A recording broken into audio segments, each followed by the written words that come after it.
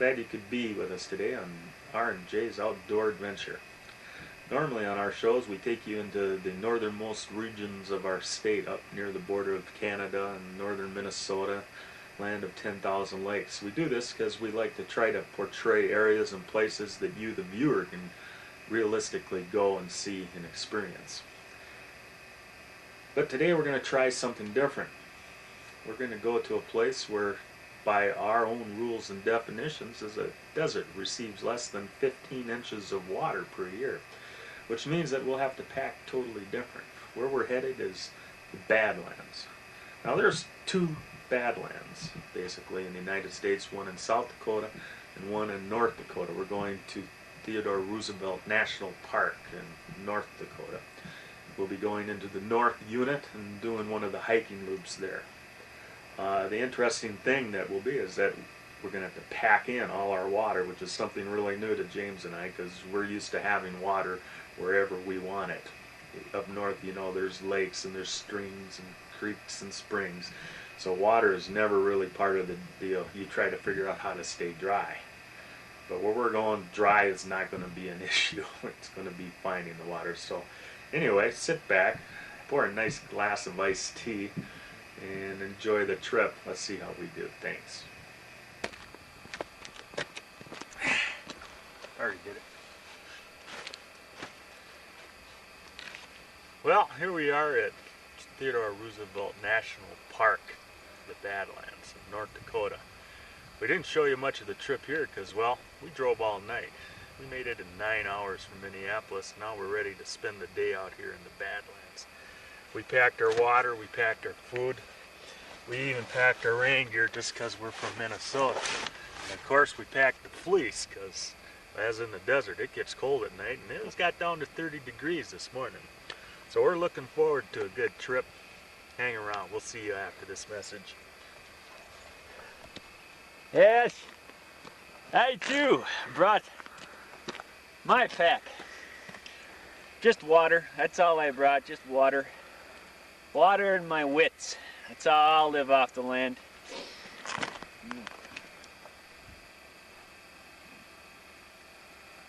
That was good. Do that for the camera. Am I on the air?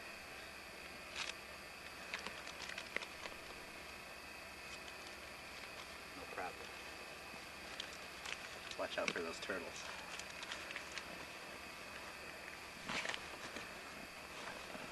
Help me lift my pack up, will you?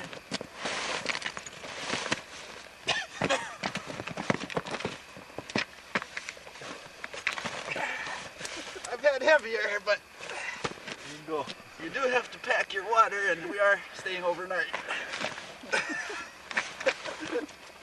I hit my head. Who's next? Big brothers. I'll take some. How much did you guys bring? 4 canteens. I got 3 of these, and a small one. Yeah, that's way too much. You need to give us some when we reach camp. Think so? Yeah. Yeah, when we reach camp. How much did you guys bring? 4 canteens. I got 3 of these, and a small one. Yeah, that's way too much. You need to give us some when we reach camp. Think so? Yeah. Yeah, when we reach camp.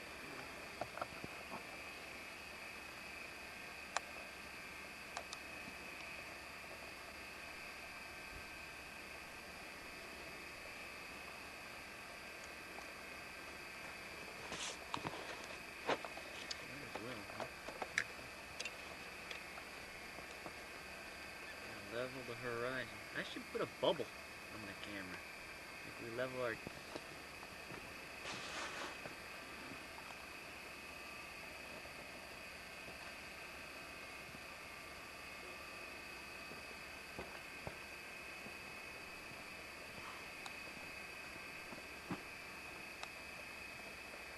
One of these days I gotta get a pack for that. Never get quite right in the bush before you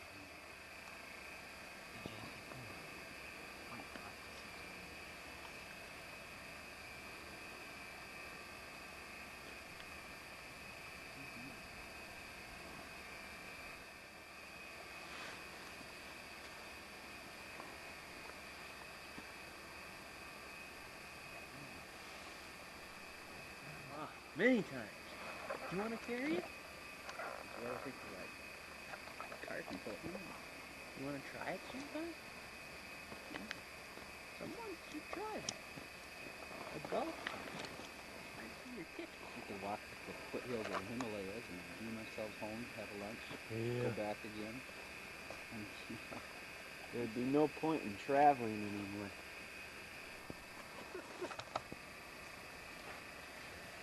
What you might think you're looking at here is a hillside strewn with dead and decaying wood. Well, you're partially right. What we're looking at here is trees that stood here 50 and 55 million years ago. They were buried by landslides of sand and mud. Through the years, groundwater, percolated up through them, replacing the cells with silica. And then erosion, wind, rain, water, slowly exposed what we're looking at today, petrified wood. So if you're having problems starting a campfire and you're in the Badlands, you might want to take a look at petrified wood. A lot of things to see in this land, James. Okay, what's this? Ah, it's interesting you asked that. Our viewers would like to see this. What we got here is a cactus. Now, very few cactus grow this far north, but less stout, but just as hardy as this prickly pear cactus. Ah, that's hardy. What's interesting about this is that the Plains Indians would pick the prongs off the end of this, and they would eat the fruit of this. Also, they would dig down and dig the roots out and boil it and make stew out of it. Very hardy plant. Survival information for those of you ever stuck out in the desert. Are we gonna try that tonight? Well, we always do a survival dinner. You can pick the prongs off.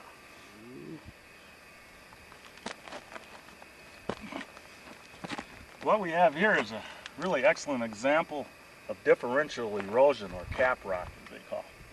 What we have is a harder material surrounded by soft material that you see here. During the erosion process, rain and wind, weather will wash away the softer material, leaving this cap rock exposed. Eventually what will happen is the softer material, the column, will erode to the point where this cap will fall off and crumble into the debris you see below, and then this pillar will erode away to the surface of the cliff.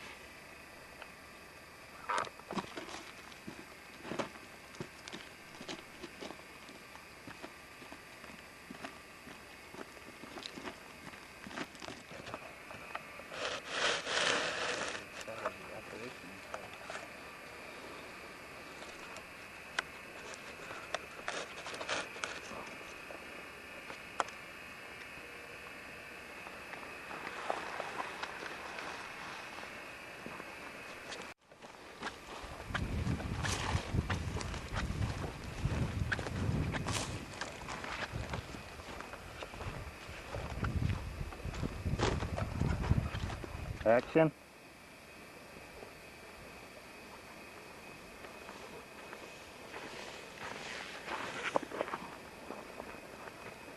Hold him.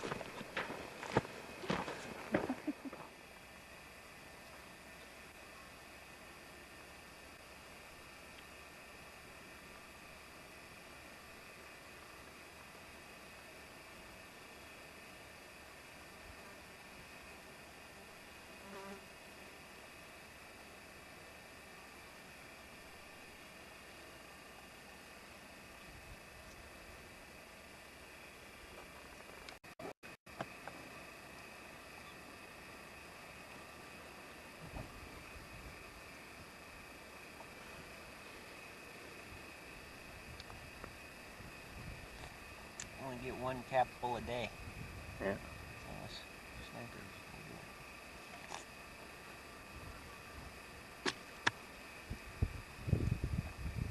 I wasted water.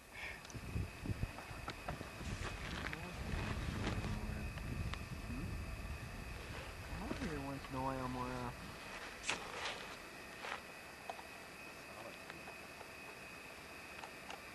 No people.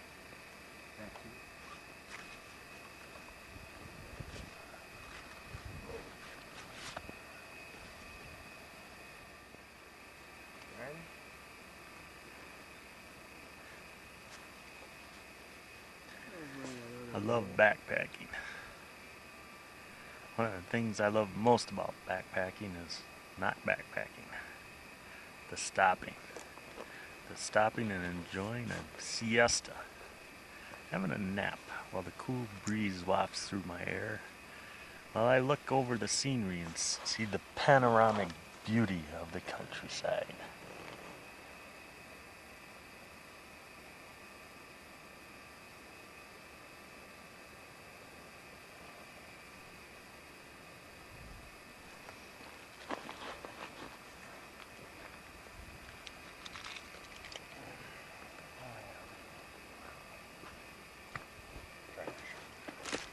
Yep, there's nothing quite so good as to just kick back and take it easy on your own time.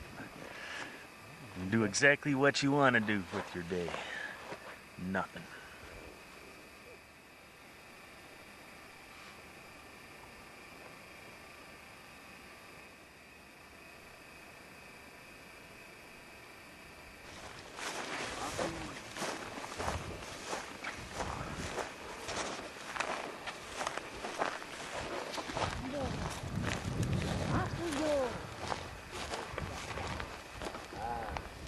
There's observation deck.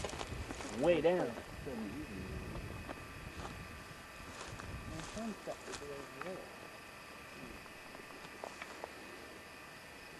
what the sunrise if they run over here before it starts.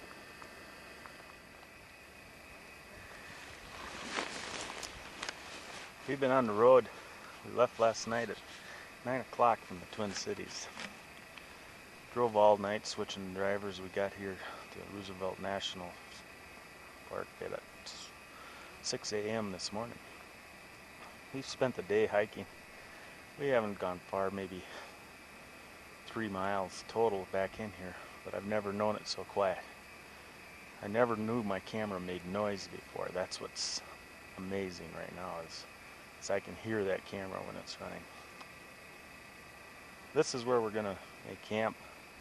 Top of this point here, we got a nice cool breeze that keeps most of the flies away, and hopefully we'll see some buffalo this evening coming into water. I'm not going to pitch my camp till almost dark because I got a kind of a bright yellow tent and I don't want to distract from anybody's view, but because I want to camp right here. So it's beautiful though. Talk about solitude, man. We come out here and there's nobody. There's less people here than the Boundary Waters. It's great.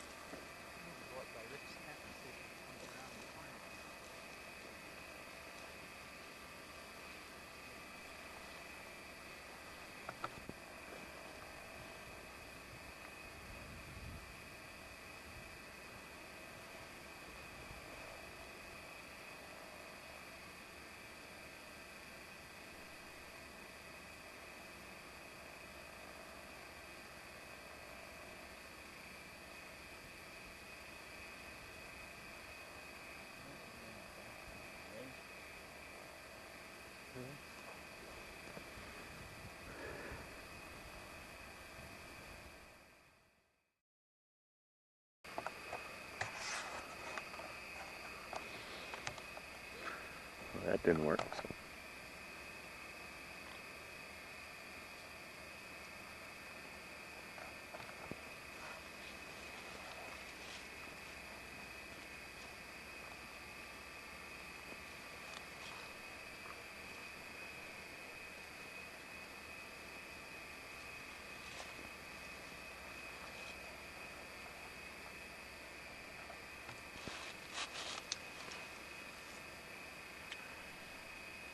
You know, a lot of people ask me, Rick, why do you go camping?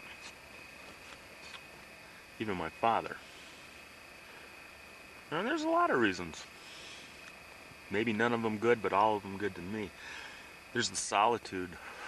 There's the breaking away from the cogs of society, the cogs being time clocks and deadlines and telephones and answering machines and computers and all these things that when I'm there I like them and want them, but just like I need to recharge my batteries, I need to get away to recharge my batteries. That's what this is about. When I'm out here, when the sound of the camera is the loudest thing that I hear, that's quiet. That's what I need. And there's also many other, you get to see things that a lot of people don't see. You get to experience things that people don't experience. The seasons, if you're out all the time, if you can get out once a month year round, experience winter camping, spring, fall, summer, you really begin to appreciate nature and what it does and what it means to the animals and to the land. And then of course there's the scenery. The scenery is awesome. Take for instance my campsite right here. My window's facing east, looking out the door here. And, well, heck, I'll just show you. Hang on.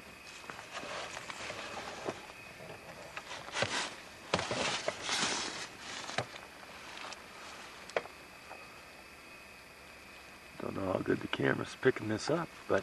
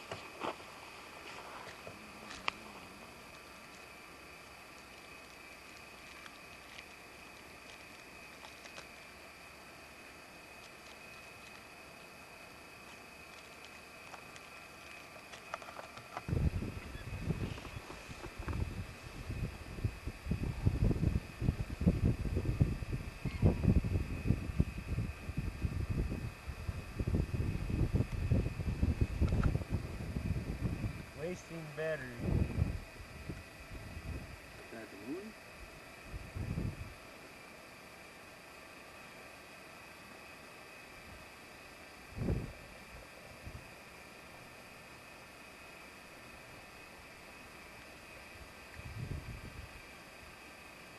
Oh, that was a sweet shot. Oh, that's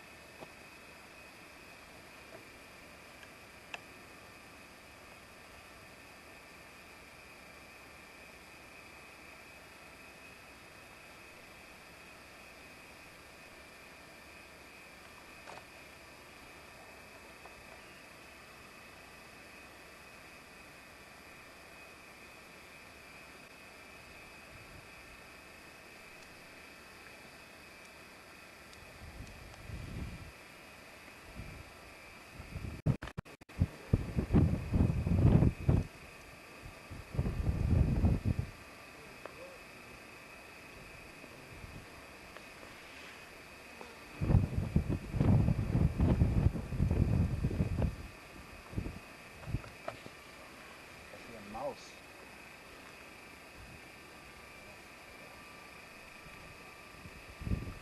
Yep, that's a nice shot. I like this one. Hey. That must have blown away or something.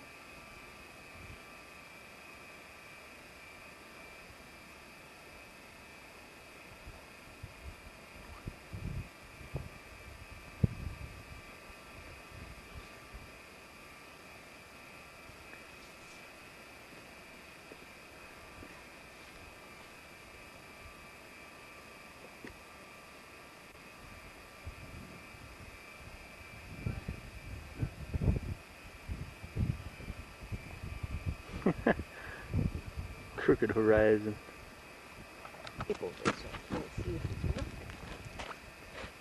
Why did you put tape over it? So people don't see the light. There. Cool. I know it may not be considered true desert. Hopefully stopping at the food chalets.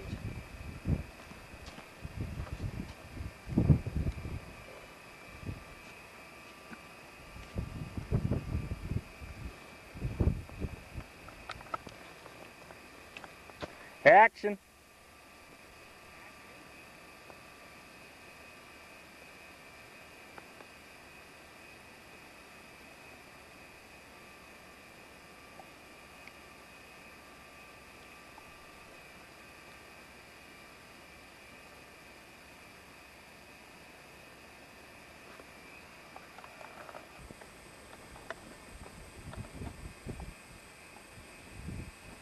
Let it roll.